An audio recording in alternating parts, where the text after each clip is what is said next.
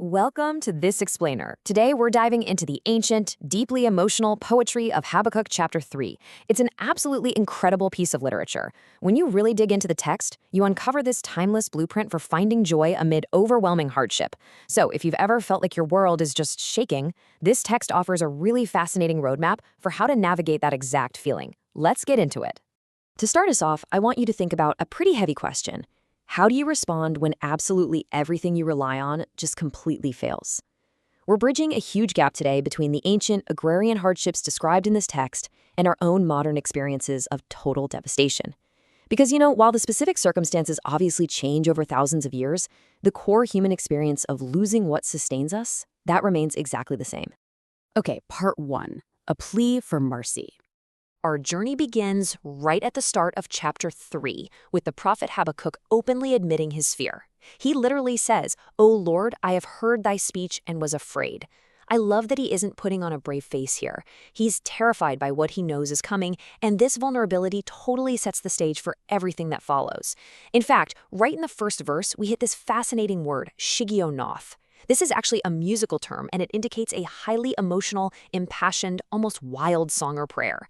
Just by including that instruction, the text is telling us right off the bat that this isn't just some dry historical account or detached theology. No, this is a profound emotional journey, and you're meant to feel it right down in your bones. And man, that emotion pours out immediately in his desperate plea. He asks God to revive thy work in the midst of the years, and then crucially adds, "In wrath, remember mercy." See, he's actively bracing himself for this impending wrath, a period of really severe judgment and trouble. But he's asking that even within that terrible wrath, mercy wouldn't be forgotten. It's such a beautiful tension, right? Accepting a super difficult reality while still holding out hope for grace within it. Which brings us to section 2, the storm of wrath. Now, the pacing of the text accelerates dramatically right about here.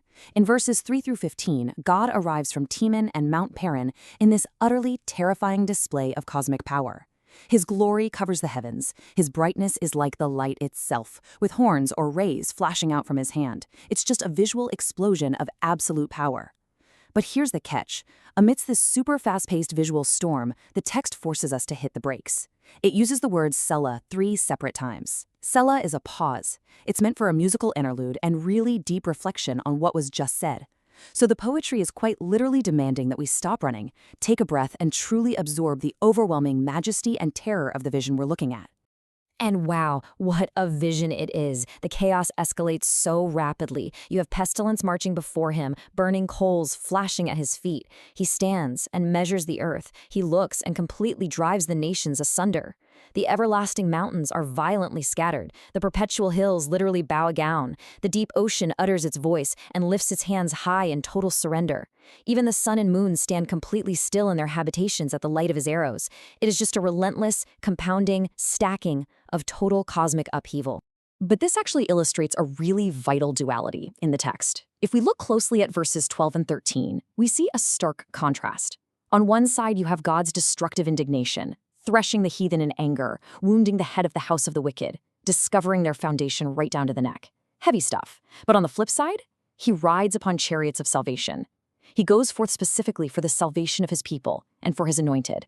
So yes, the wrath is terrifying, absolutely, but it's also deeply purposeful and incredibly protective of his own. All right, section 3, the grip of fear. So following that massive, earth-shattering cosmic storm, the poetry abruptly drops us right back down to earth, giving us a really raw look at the anatomy of panic. We leave the grand cosmic scale and zoom in on the very intimate physical reality of a single human being as a literal invasion looms. Habakkuk says, "My belly trembled, his lips quivered at the voice, rottenness entered into my bones, and he trembled from within." This isn't metaphorical. This is the deeply vulnerable, highly relatable physical toll of absolute terror. He is physically sick with dread, trembling so that he might somehow find rest in the day of trouble when those invading troops finally arrive. It's just a raw, visceral portrait of anxiety. Moving on to section 4, when everything fails. And this brings us to verse 17, which is really the crucial turning point of this whole explainer. We move from just anticipating trouble to the stark, harsh reality of what happens when everything actually fails. We witness the utter collapse of the prophet's survival systems. Just feel the weight of these cascading failures for a second. the fig tree shall not blossom. There will be absolutely no fruit on the vines.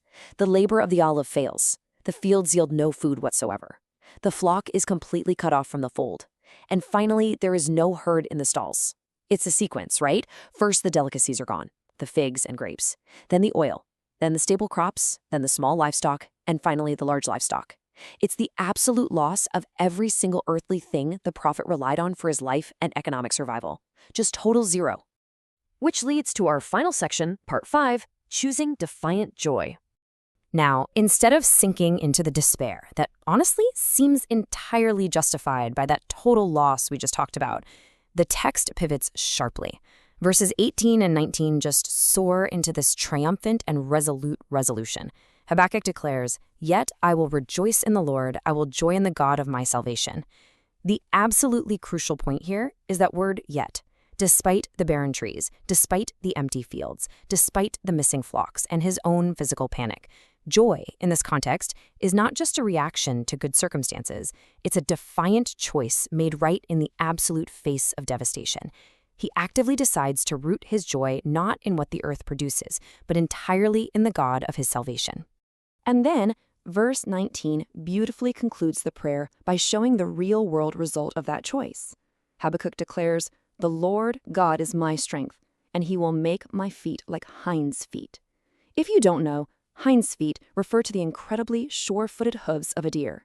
These hooves allow it to stand completely firm and navigate treacherous, steep, rocky terrain without falling. Notice that God doesn't necessarily remove the dangerous high places. Instead, he changes the prophet's feet. He gives him the strength and the stability to walk securely right on top of the danger. This entire text is just a masterclass in finding joy amid hardship and really shifting our focus from our failing circumstances to an unchanging source of power. Which leaves us with this final thought for you to consider. When your fields yield nothing, when the things you rely on completely fall apart, where will you find your strength? Can you find that defiant joy to walk upon your own high places? It's a pretty powerful question to carry with you.